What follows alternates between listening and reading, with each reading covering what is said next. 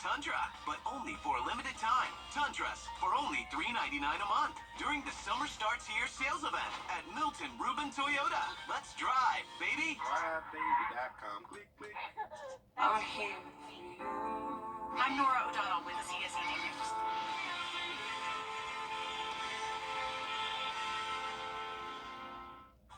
Folks, you shop at Davis Appliance. We sell a heap and we sell it cheap.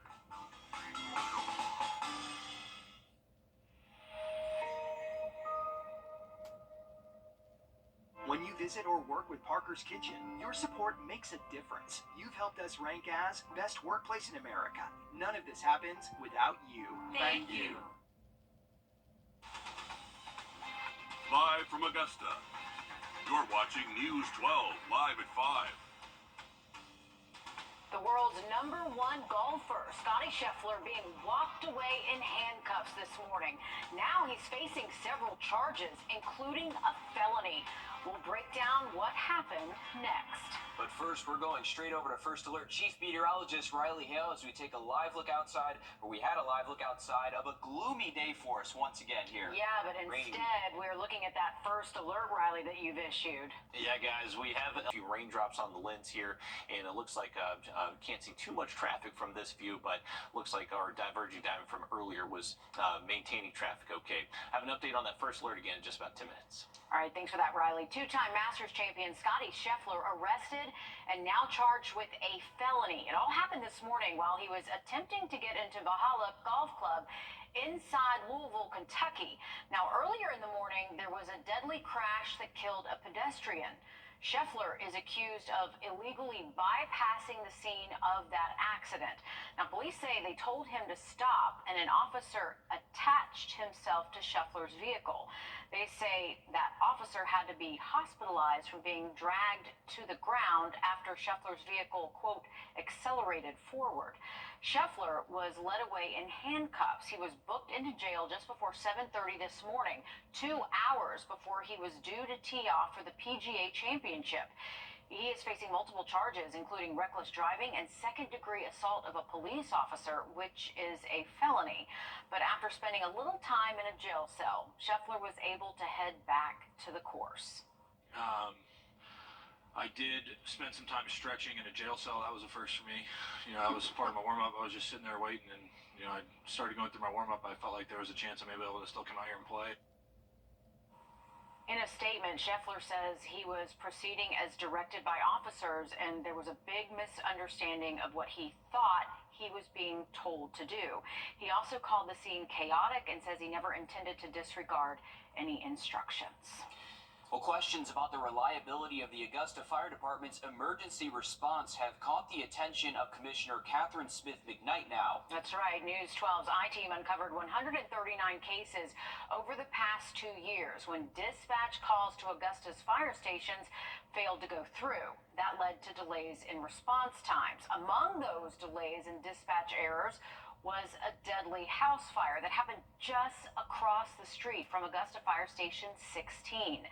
2 people were found just steps from the home's front door. The I-Team took our findings to Commissioner McKnight. She currently chairs Augusta-Richmond County's Public Safety Committee. McKnight said that she was unaware of any problems and the issue was never brought up in the committee or any commission meetings. However, McKnight says she now wants answers and says this is a safety concern and it's a priority. She says she will bring it up at the next Public Safety Committee and commission meetings. Commissioner McKnight told News 12 she is shocked that her I-Team investigation is the first time this safety issue has been brought to her attention and questions why dispatch errors haven't been brought up earlier.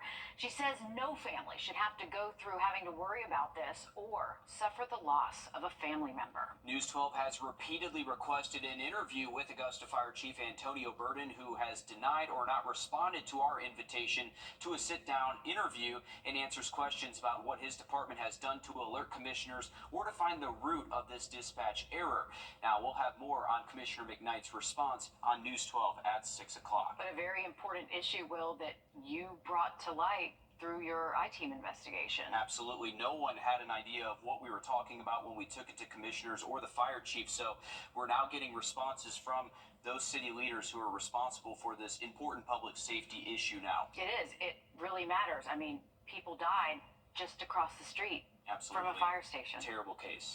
Today, Augusta Regional unveiled new terminal upgrades to make your next flight even easier. It's all thanks to a $3 million grant awarded to the airport early last year. As Nick Veland shows us, Georgia Senator John Ossoff and city leaders are ecstatic about the upgrades.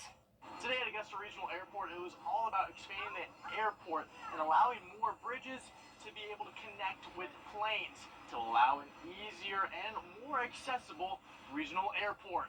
With the cut of a ribbon, 2 new jet bridges open up. An area of the airport mainly used for just Masters Week will now be running daily, allowing more planes to land and take off. The terminal area glowing with natural light, with travelers being able to sit in rocking chairs and look out onto the runway. All coming from an infrastructure bill given to the Augusta Regional Airport, $3 million, all to make this happen. Added amenities in the airport. U.S. Senator John Ossoff says that this adds more reasons to bring people to town. Having a world-class regional airport for Augusta means attracting jobs, workforce, investment, wealth creation. It means quality of life. It means folks who travel for business or travel for pleasure have easier, smoother, higher quality access to the rest of the nation and to the world from Augusta. And again, this will allow more passengers to have more room in the terminal, as well as more planes to be able to come in beyond Masters Week. And coming up, all new on News 12 at 6 o'clock. I'll have more about today and what this means for the area moving forward. All right, thanks, Nick. It's a story many of us will never forget, mainly because this video was seen all over the world here. Nearly a year ago, a car literally flew over a tow truck in Lowndes County, Georgia, and now the driver of that vehicle, Tanasia Bruton, is thanking the first responders and medical professionals that saved her life. I probably would have never forgave myself if I had my kids with me. Once I have this surgery, I'm definitely going to try to put it past me, but now it's funny. It wasn't funny then because it hurted, but it's funny now. It's like a scene out of Grand Theft Auto here. She has undergone 4 surgeries so far and will have more in the future. She suffered a broken neck and lacerated spleen with her car soaring over 120 feet. State officials say this crash is a good example of why move-over laws exist, which requires you to slow down and move over a lane when approaching emergency vehicles and tow trucks. A new law to make South Carolina's roads safer will go into effect this weekend. It's designed to cut back on the number of drivers who get behind the wheel after they've been drinking. Our State House reporter Mary Green has the details. Devices like this one stopped nearly 3,000 drunk drivers in South Carolina from starting their cars in 2022 alone. The state expects the number of these ignition interlock devices installed in South Carolina cars will eventually about double under a new state law going into effect Sunday. For the first time in 9 years, we can tell the people of South Carolina our DUI laws are about to get tougher. Think even harder about the decisions that you make before getting the wheel after doing anything that will impair your driving. The new law requires people convicted of DUI to temporarily use an ignition interlock device. Drivers have to blow into the device and their car won't start if they're intoxicated. Before this, drivers could be required to use an ignition interlock if they had multiple DUI convictions or a first conviction with a blood alcohol level nearly twice the legal limit. This new law applies to any first conviction. It's an expansion of Emma's Law, named after Emma Longstreet, a South Carolina girl killed by a drunk driver in 2012. I believe that this law is going to help because it's going to keep people from ruining their lives, whether they're the perpetrator or the victim of that situation in the DUI. Governor Henry McMaster actually signed this into law last year, but it won't be implemented until now, so state agencies had time to increase staffing, update computer systems, and get the word out about the change. Reporting Columbia, I'm Mary Green. The South Carolina Department of Public Safety reports there were more than 5,000 traffic crashes involving alcohol or drugs last year. They resulted in nearly 400 deaths and more than 3,000 injuries.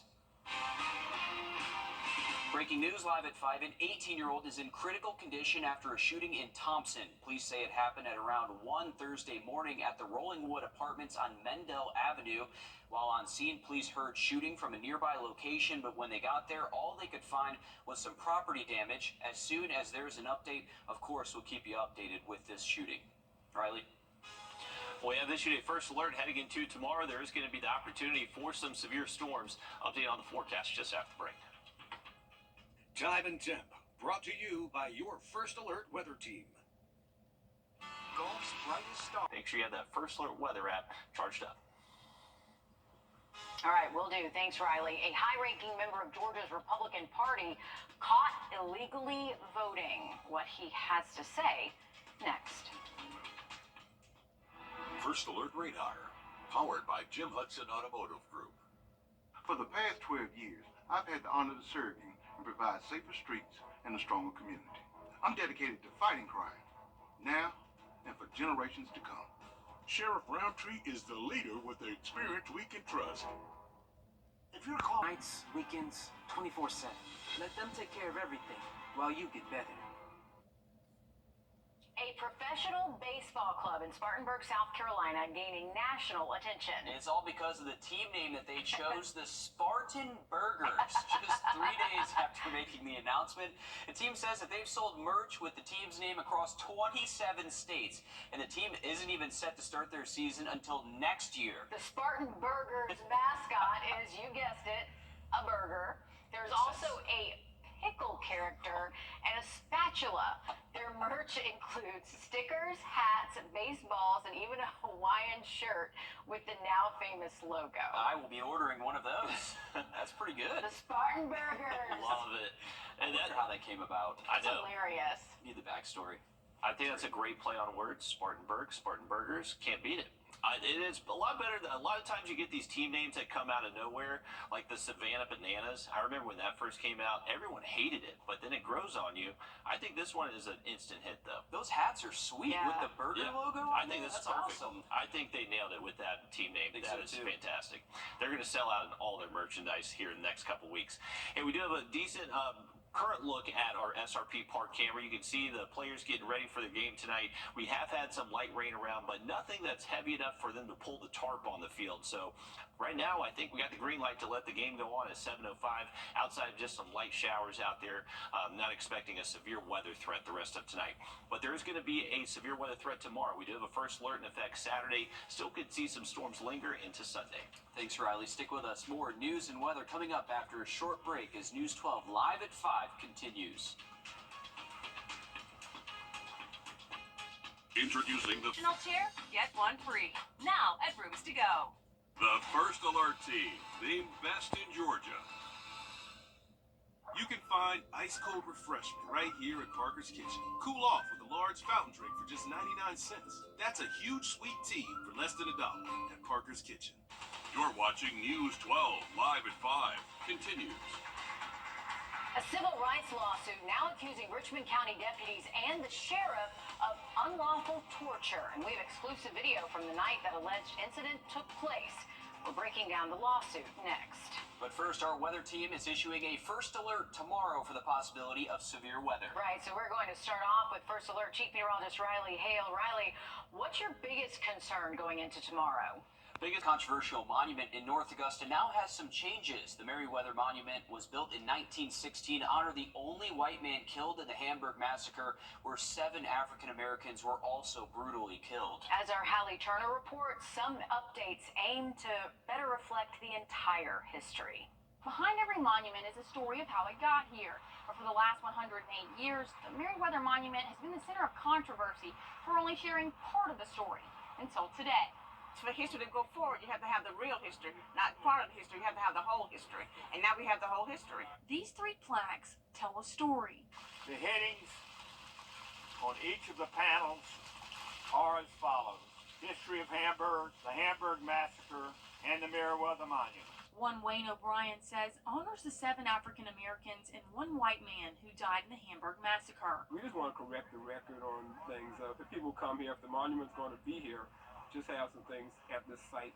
He says it also adds context to a story no longer hidden in plain sight. Looking at this particular monument, I thought it was a good place to teach, but to put some things out here that would put that monument in context. And Moore feels the wait to get to this point was worth it. So I've been hearing about this and waiting for this day. And like he said, you have to wait on the Lord, and the Lord he will prevail. And we waited, and today is the day. It's a mighty good day in the Lord. So when you drive by the Meriwether Monument, O'Brien says stop and take the time to read about the lives lost and the history that's here. In North Augusta, Hallie Turner on your side. In addition to his visit at Augusta Regional today, Georgia Senator John Ott It might be rainy this weekend, but before we know it, summer will be here. That means more time spent on the Thurman Dam or Clarks Hill Lake. But that means it's time for us to brush up on how to stay safe while out on the water. Joshua Skinner has more from Georgia's Lake Lanier. A day on Lake Lanier. Hey, Heidi Moore from Skiers Marine and Mastercraft Boats. Nice to meet you. Is this what we're going out on here? Yes, along with my guys. Days before busy season. It picks up a lot as we come into Memorial Day. Moore has spent 25 years working the lake and knows boating is not as easy as it seems. You know, you don't just get out and drive zigzags across it. She scoffs at Lanier's reputation. Lake Lanier is definitely not haunted. But you could forgive someone for thinking it's so. From 1994 through 2022, more than 200 people died on the lake, most of those from drowning. Moore says it doesn't need to be that way. If you're 12 and under, you need to be wearing a life jacket at all times when you're in the boat and when the boat is moving. The rules of driving a boat aren't that different from driving a car. You can't drive a boat until you're 16 and have a valid driver's license and a boater's license. And if you're born after 1997, you're required to take that course. You also need one Coast Guard approved life jacket per passenger. Here's a large and here's an extra large. But the biggest red flag is one that most people associate with boating. What's the best alcoholic drink for me to have while I'm driving a boat? Water. It's funny, but also deadly serious. Research has shown that up to 70% of drowning victims have alcohol in their blood. The Coast Guard estimates that 1/3 of all boating fatalities are alcohol related. One of the other things that people forget to do is to check the weather before they go. Okay, so maybe it really is that easy. Life jacket plus boater education plus agua equals a good day.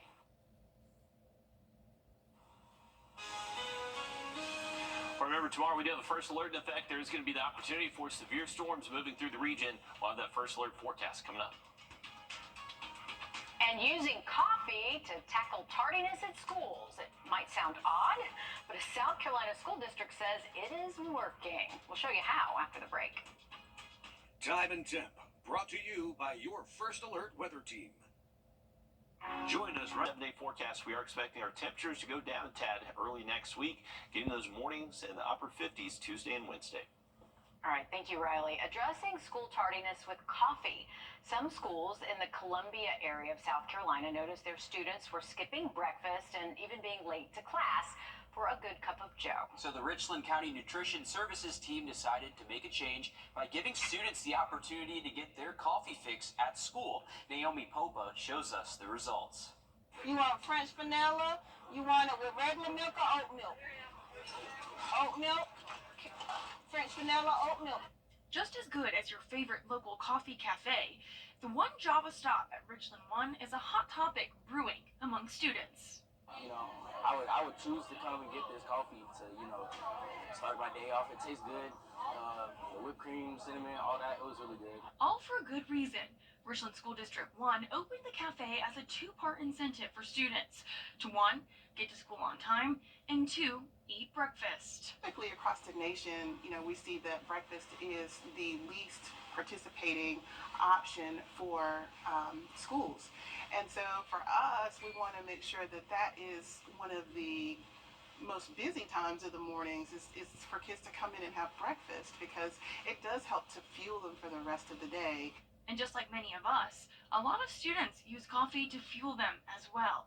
That idea wasn't lost among the district's nutrition service, which is why they crafted their own brew. See a lot of high school students come in with their Starbucks coffee, so we wanted to make sure that we could still give them something that they would enjoy, but still meets the nutritional standards. There are certain requirements that it has to meet. It can't be more than 12 ounces, can't be more than 60 calories. The team worked hard to find a recipe that would match current coffee trends among students. After going through the breakfast line, students are handed an orange ticket, which they can then take up to the coffee cart. Students choose from 4 drink options, 2 including non-dairy milk. Each cold brew is topped with dairy-free whipped topping and customized with sugar-free syrups. The district says out of 22,000 students in Richland 1, only 9,000 eat breakfast. Their goal is to get that number up to 11,000. Although the cafe has only been open for 2 days, they're already seeing good results. I've seen the coffee, and I know that I had to go get breakfast to go and get an orange slip, so I just went to go get breakfast so I could get the coffee. And that is a genius idea there.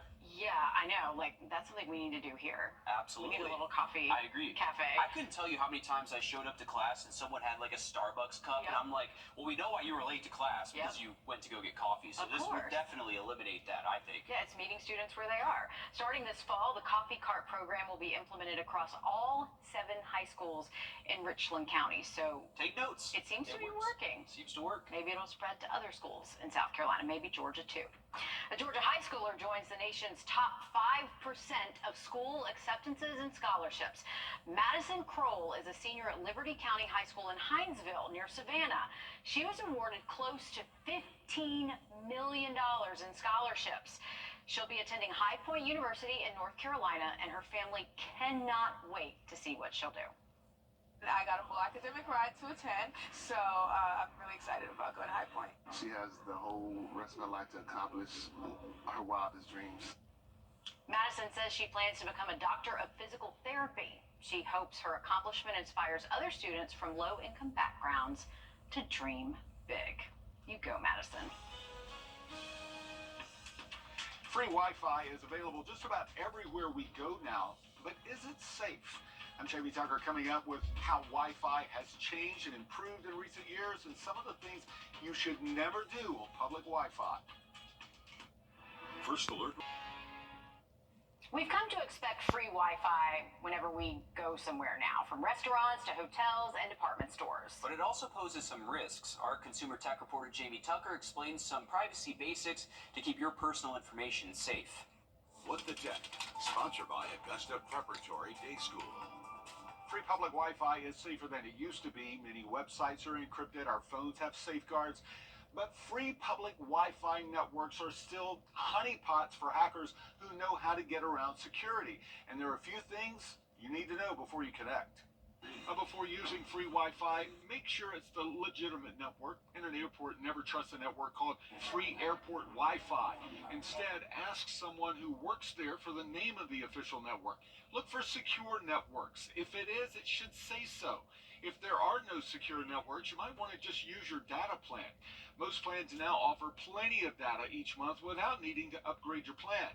It's probably safe to use free Wi-Fi for some things, but it isn't safe, never has been safe for things like banking or paying bills. Never log on to your bank or credit card accounts in an airport. If you're browsing the web, make sure the site you're visiting is encrypted by looking at the icon next to the search bar.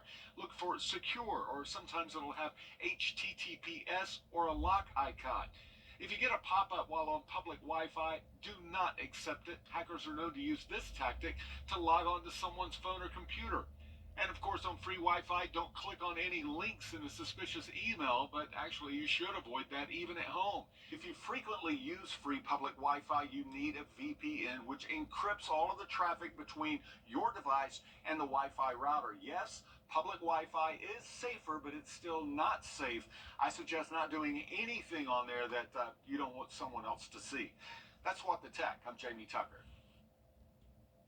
A recent survey by Forbes magazine reveals that over 40% of Americans say that they've had their personal information compromised while using their phone or computer on free Wi-Fi networks. This week has been filled with great baseball action across our area, and weather permitting, we should have more fun on the diamond tonight. Absolutely. News 12 Sports Director Dan Booth joins us live now with the latest on the defending state champion Harlem Bulldogs, who have plans on going back-to-back, Dan. As the old saying goes, history repeats itself. Jimmy Lewis and the nationally ranked Harlem Bulldogs hope that's true because they found themselves back in Rome with a chance to earn the title of state champions once again this year. Game 1 of Harlem State Championship Series against Cavalry Day is underway, and as of moments ago, they are currently up 5-0 in the third inning. They're off to a great start, and the Bulldogs have put together one of the most impressive seasons we've seen on the diamond in a long time. Harlem currently has an overall record of 36-1, 16 of those wins being in shutout fashion. They've swept every playoff series they've had to this point and are in a solid position to win the 9th state championship in the history of the Harlem baseball program. Yes, that's a lot. Alyssa Lyons is in Rome and we'll have updates later on this evening. In case you missed it, the Augusta Christian Lions won their second straight state championship last night by dominating Cardinal Newman in Game 3 of their state series, 8-0. Santiago Pacheco and Austin Fox combined to throw a 2-hit shutout. That excellent pitching performance and the Lions' roaring offense, led by Luca Perriello and Jonah Shipes, who both hit homers in this game, helped them reach the mountaintop once again. Head coach Austin Robinson has been with Augusta Christian for 3 seasons, and he's already led the Lions to 2 state titles, which by all metrics is very, very good and is a great batting average. That's it for sports. We'll be right back after this quick break. Ashley's Memorial Day now on this queen mattress. Only at Ashley. Welcome back, folks. Here's a look from our downtown cam. We have it pointed up Walton Way. You can see the Bon Air Partridge Inn there on the hill, and we do have some cloudy skies at the moment, but we did see the rain earlier, but starting to dry out. We should stay dry the next couple of hours, but there is going to be more rain showing up as we get a little bit later into tonight. So hopefully we're able to get this Green Jackets game in. That game is about an hour away. It's going to start at 7:05. Our temps will be in the 70s around that first pitch, and we were thinking that there may be the potential for some rain around, but it looks like that shower has pushed off towards the east, and most of the rain that we're looking at is a little bit south of I-20. Luckily, no storms in the forecast through this evening, so even if there's just a light shower at SRP Park, they should still be allowed to get that game in, no issues. It's going to be overnight into our Saturday. We do bring back a little bit better storm chances out there. This is a look ahead to 5 a.m. early Saturday. Could be woken up by a few rumbles of thunder out there. That shouldn't be severe. This is going to be our opportunity for maybe a few warnings across the region. That's going to show up tomorrow afternoon and last up until, say, 6, 7 p.m. So just make sure you are staying weather aware for any plans outside heading into tomorrow. Thanks, Riley. Stick with us. We have more news, weather, and sports coming up after a short break on News 12 at 6 o'clock.